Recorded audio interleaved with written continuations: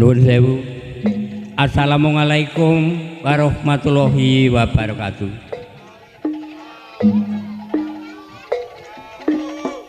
Dumateng para bini sepuh, haji sepuh lan para bini sepuh ingkang dahat kinurmatan lan ingkang kita puja-puji pangandikanipun saben dintenipun. Lan dumateng para kyai lan ibu nyai ingkang dinten dalunipun tansah sumandhing ing kitab suci dipun bedhok benjing lamun sampun dumugining ilahi. Para rawuh kakung sumawana putri kula ngaturaken gong panuwun dumateng para pangembating praja sepindah dumateng kepala desa Picisan sak setapipun lan sak perangkatipun sedaya lan ibu kasun lan ibu RT lan RW ingkang dahat kita mulyakaken. Para rawuh ingkang sami lenggah wonten ing dalemipun Bapak Martir ngriki kula atas nami wakilipun Ketua Jaranan Jawa Turangga Sekti. Inggih menika Jaranan Turangga Sekti dipun pimpin dening Supani, dipun wakili dening Sederek Wiji, dipun sesepuhi dening Bapak Sarmidi, dipun sutradarani dening Sederek Sunarto. Ing ngriki pagelaran kita Jaranan Turangga Sakti badhe ngibur inggih menika anggenipun amengku gati Bapak Supriyanto inggih menika ngislamaken putranipun inggih sumangga nyuwun dumateng ngarsanipun Gusti Allah Subhanahu wa taala ingkang Islam menika sageta enggal saras kados ingkang sampun-sampun. Dene pahargan Turangga Sakti mangke menawi wonten kekiranganipun menapa kemawon sulah bawa lan panudukipun gong utawi pangaplakipun kendang utawi waranggana menapa kemawon ingkang kirang ngrespaken dhateng para rawuh sami. Kula ingkang pinter saguh namung nyuwun agunging Sih Samudra pangasami. Para rawuh kakung sumawana putri ing ngriki Jaranan Mahargya inggih menika anggenipun tasakuran Bapak Supriyanto. Inggih menika badhe nyenggahaken pasgahan ingkang angka kalih arupi Jaranan Jawi dipun pandhikani dening Sederek Sarji lan Suryani lan sak kadang-kadangipun sak lengkapipun. Dene menawi mangke wonten kekiranganipun menapa kemawon ingkang kirang ngrespaken dhateng manah panjenengan kula saged nyuwun agunging samudra pangasami. Dening atur kula mboten kula panjang lebaraken mboten saged matur ingkang kathah. Panutuping atur kula wa assalamualaikum warahmatullahi wabarakatuh.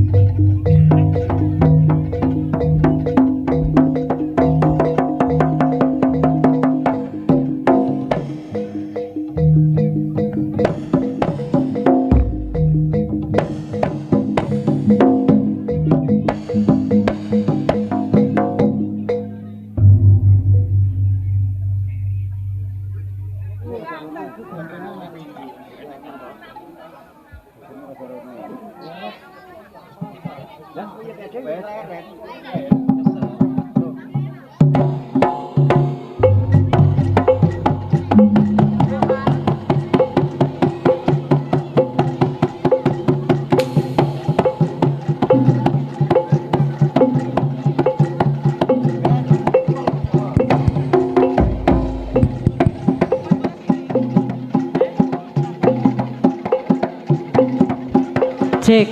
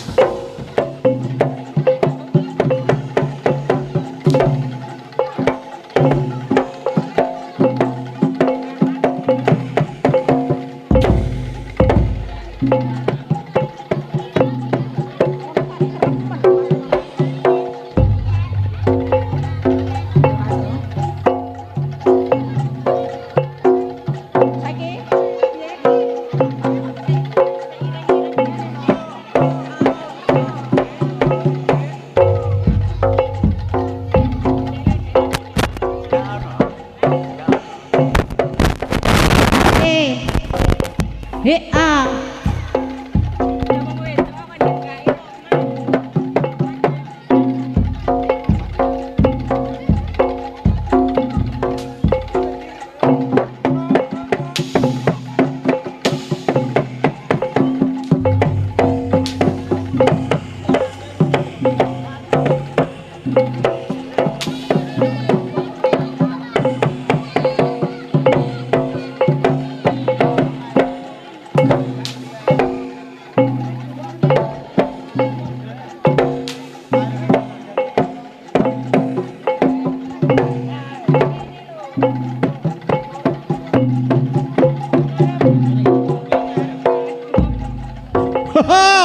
Lo. Ayo alon-alon deh. GBC. Lo. Lo.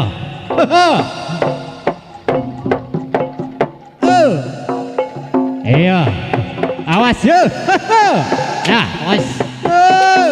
Ya. Maju. Yup. Lo. Awas lo. Iya, awas. Aduh. Iya. Awas, iya ditangkap yo. Manut yo.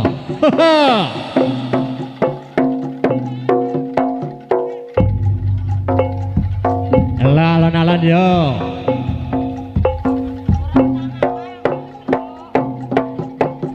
Yo. Iya. Kebes lu. Nah. Ayo. Ya.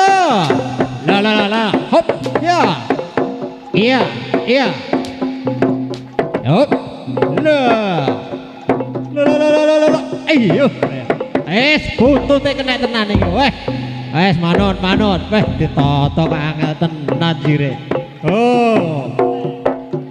Oh, mesti kenal lagu-lagu, ayo. Iki cek urung kok. Nyatu jaran kabeh kok 400.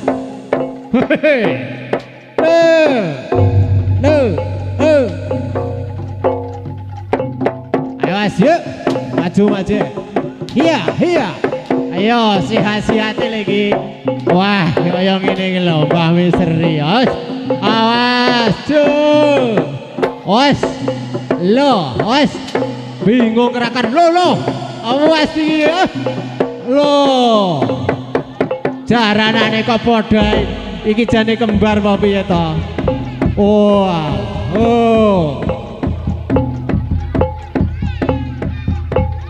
Lah, mundur dhewe. Ayo. Dikawalnya le. Ya, lo. Hop. Ya. Lo. Ayo. Ya, GBC yo. Hey.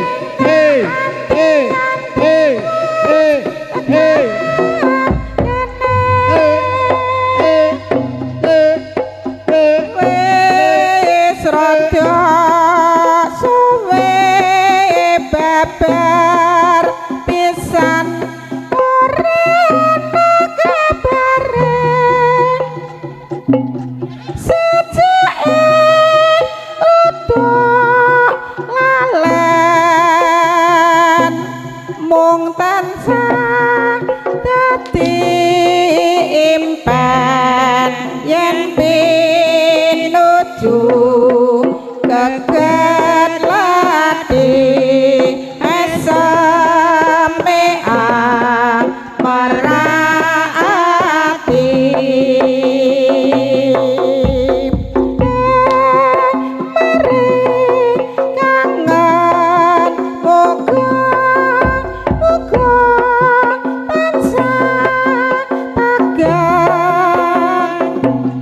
Atiku dadi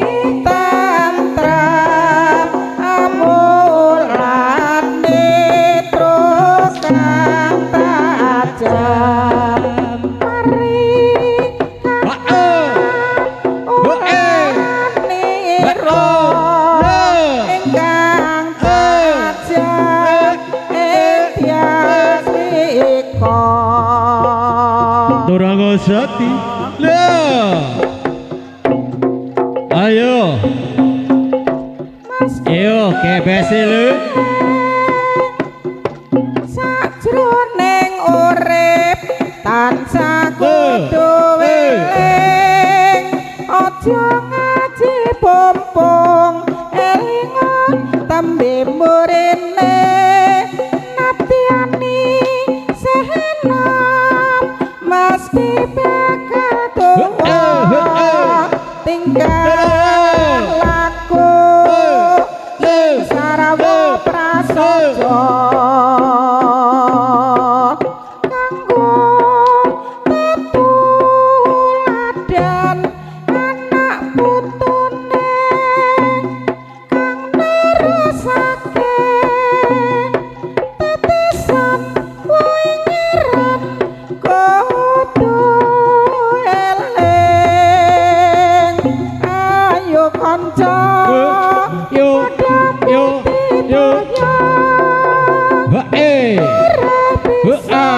lestari budaya Jawa budayane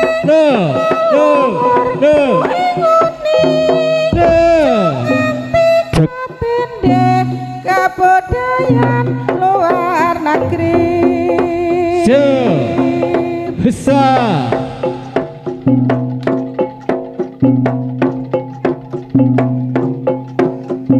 kalamun waruh baten iki anane tan sarangu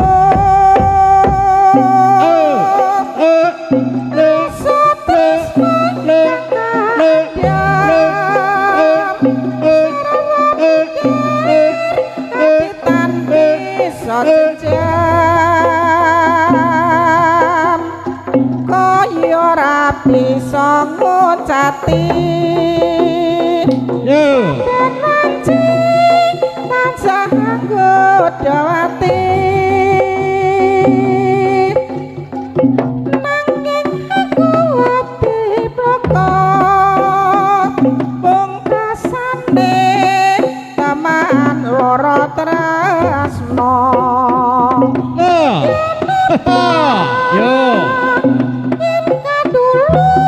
kebese Pak Sarji caket ayo jroning atiku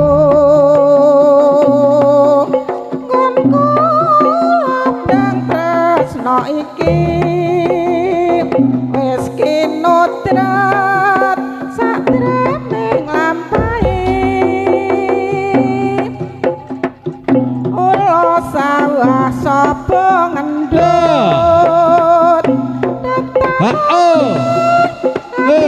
wes kapelot sebebengan rasaku lamun bisa cak-caketan kamu kelamun karo sliramu baten iki anane tan sarangku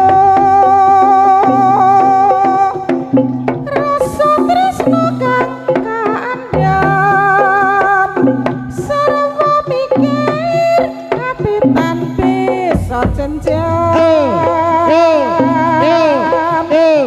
kaya ora bisa ngucati saben wanci tansah nggodhati nanging iku ati bloko pungkasane taman lara tresno netinetu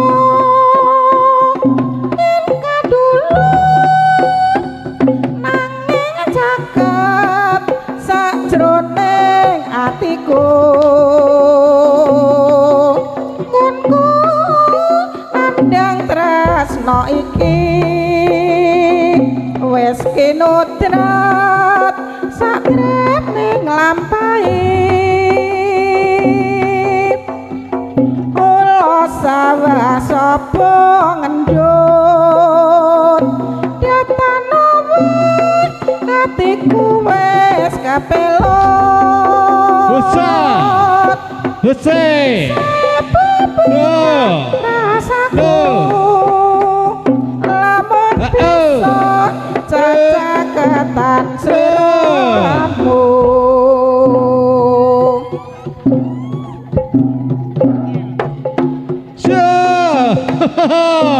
Loh. Hey. Oh. Ha-oh. Husa. Ha-oh.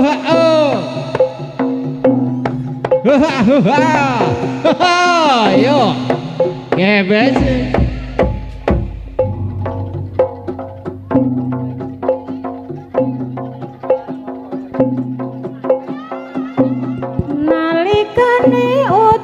Krimis mong kelingan sliramu wong manis datang bisa tak selai nyatane isih tresna jroning ati wanci ratri saya larut anendrangan titan saya langut bisa nyawang potomu rakrasa netes eluh neng pipiku sayang iki pancen kasunyatan aku kowe nyambung tresna larangan samestine yen tak omong gawe lara luwih becik tak simpen nang jero dada wis tak trima najan lara tak simpen nganti puputing nyawa lila aku kudu lila sliramu dadi duweke wong liya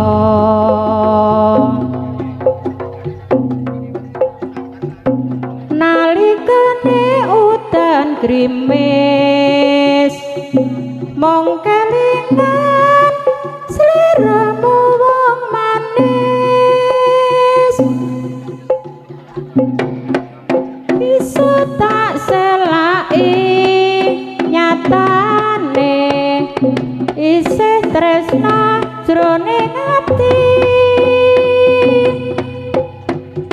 wanci ratri saya larut anindrangan titan saya langut mung bisa nyawang potomu rakrasa netes eluh nang pipiku sayang iki pancen kasunyatan aku kowe nyambung tresna larangan samestine yen tak omong gawe lara tak simpen nang jero dada wis tak trima najan lara tak simpen nganti pupusing nyawa lila aku kudu lila sliramu dadi duweke wong liya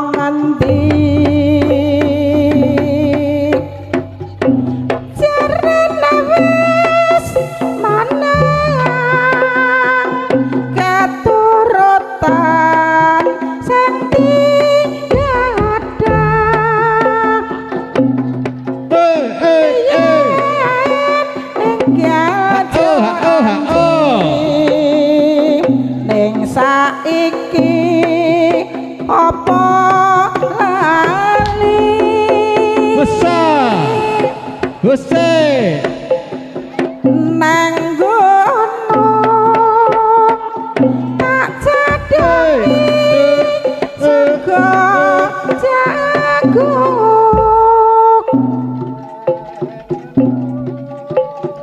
yen mandung tak silih capek gunung syukur bisa nyawang gunung desa dadi raja tenang ora ilang ngene padha lara apa yo lo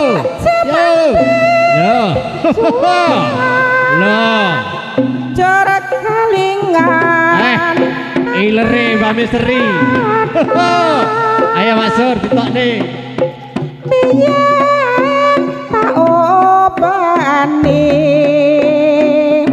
ning saiki ana ngendi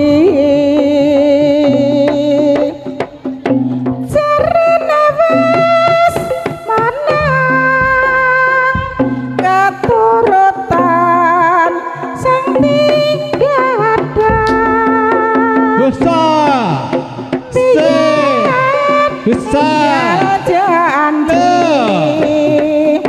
ning saiki apa lali yo nang gunung tak cadangi yo sego kalem yo jagung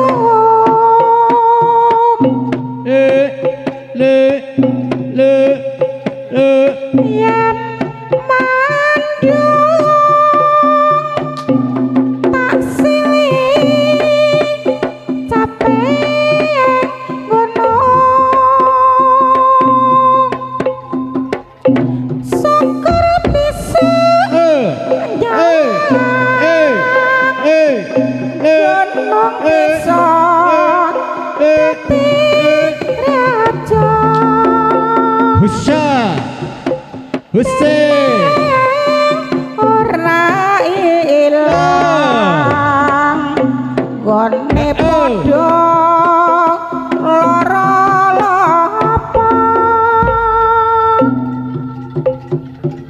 sapa bisa aranana iki jenenge apa enak rasane lagi goreng wenolat klopo abang ijo warnane saka pohong asale ora weruh yen sapa langgang penggong sapa bisa aranana iki jenenge apa enak rasane ayo ngelak iki jalo ngombe iki ya wenolat klopo Yuwantoya buke ijo warnane saka pohong asal ora weruh yen sapa mong pelenggang plenggong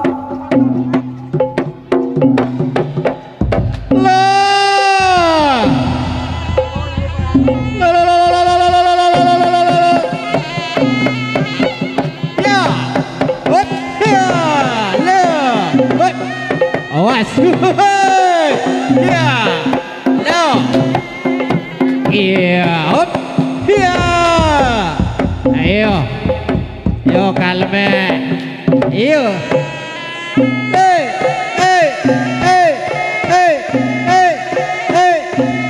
Mingkir mikur ngangkara angkarana Orang wayahe dadi lho Pak Setu.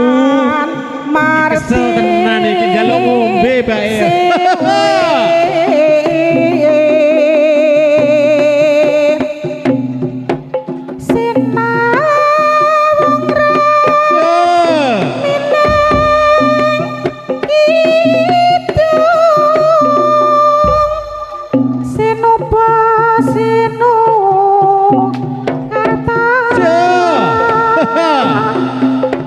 Iya. Mereka tarta pakar tini ilmu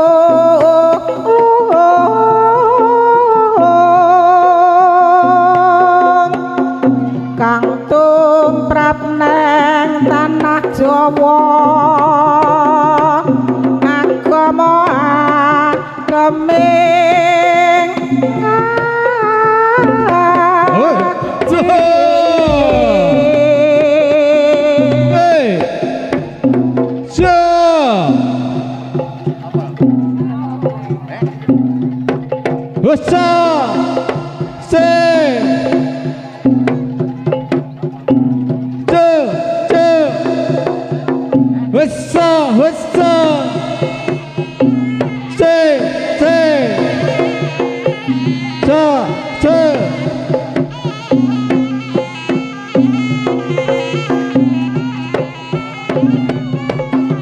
Iyo.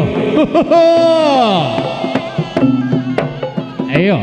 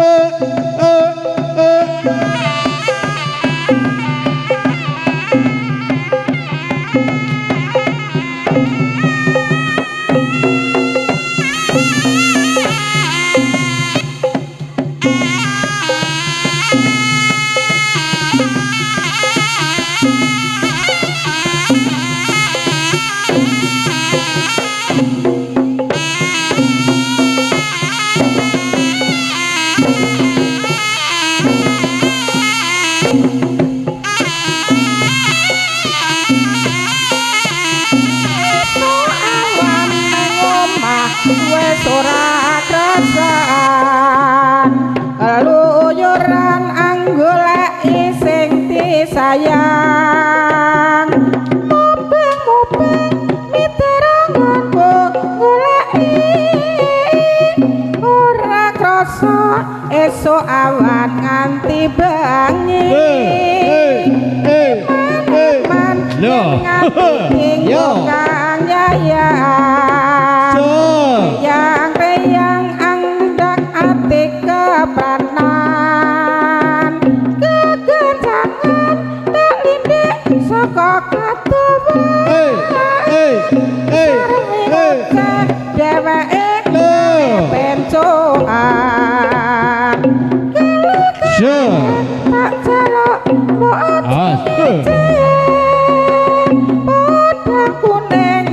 gawe pikirku komeng sleret tak sawang kambah manise ibu bunga yen kelakon nyanding slirane ora bakal atiku kekewang liyan ose podang tandut ati kepranan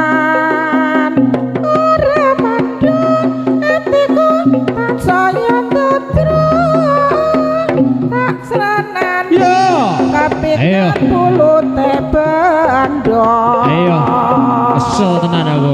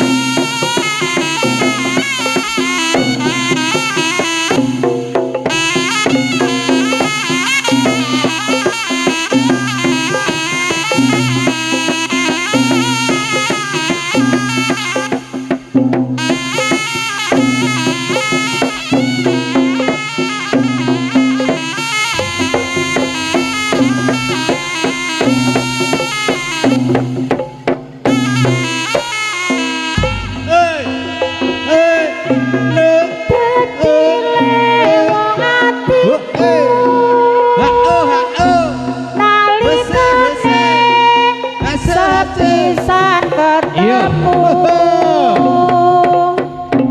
wong bagus dadi laku godho ati bintang siang telu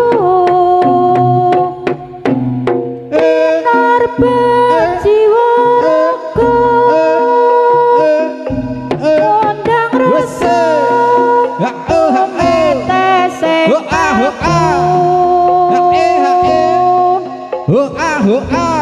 lermu yai segoro datan bisa nguluke hatiku iyo wis lempo tenan iki yo iyo engganku nganteni lewone ati kaantuk jampi dadya ati sawiji najan ada tak lakoni sabda pandita ratu mreng sliramu dadya sisianku mugi Gusti lilani tresnaku bakal kinawa mati suwenggonku nganteni lewonge ati kaantuk jampi dadya ati sawiji najan apa tak lakoni sabda pandita ratu dadi sisianku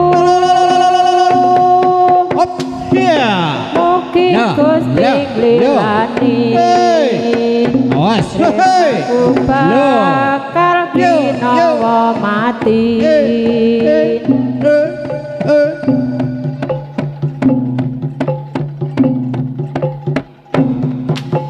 iyo usa usa usa usa usa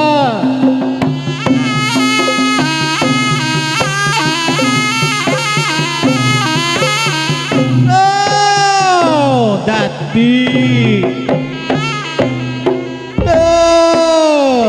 dadi oleh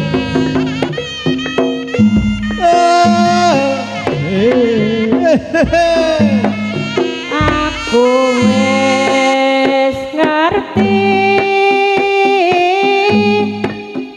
lan ayo kowe sing yo aku budal nyambut gawe sing tak tinggal sing kuat imane nanging nyatane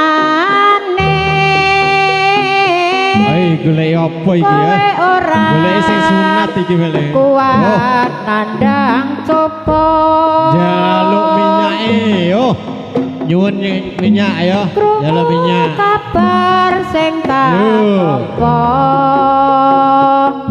aja wedine yo jaluk minyake yo saiko karo tangga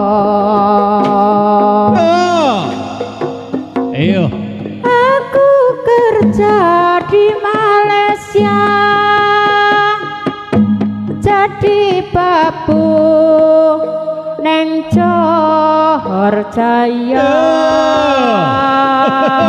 iya 5 bulan tak digaji toket bengkak alon-alon gone jurang pereng yo alon-alon mentolo kowe mentolo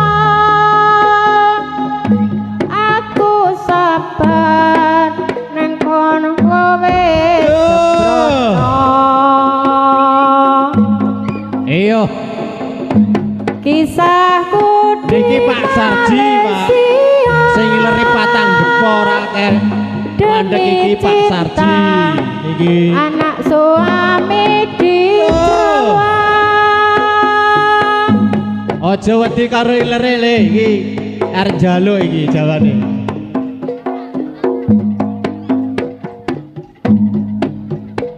njaluk minyak le njaluk minyak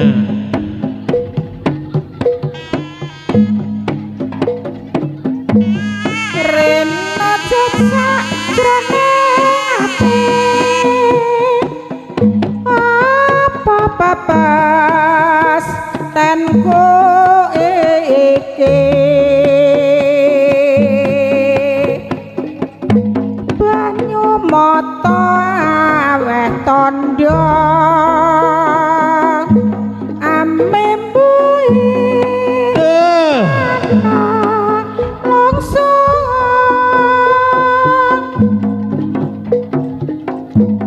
mapan ing pinggiring desa isih melu mring wong tuwa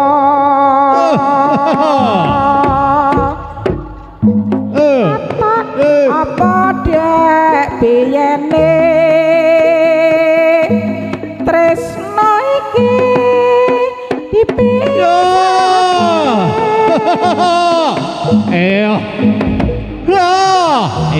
awas iya iya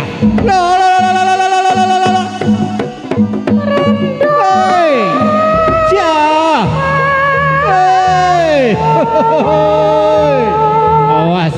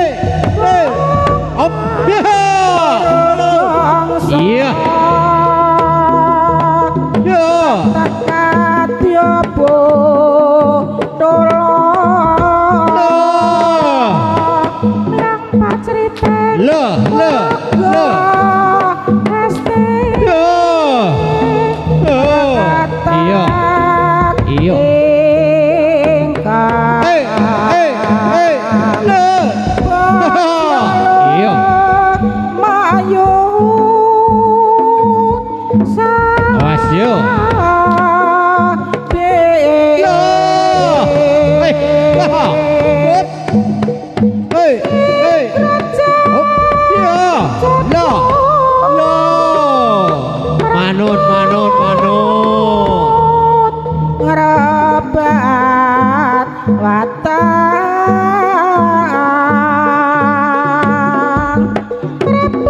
repasaing mungsuh tansah jojo kasuran bausa yakti sing lena praptek lampus sirena madyaning palagan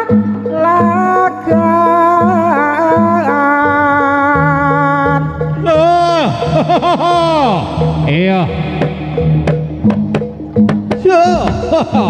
loh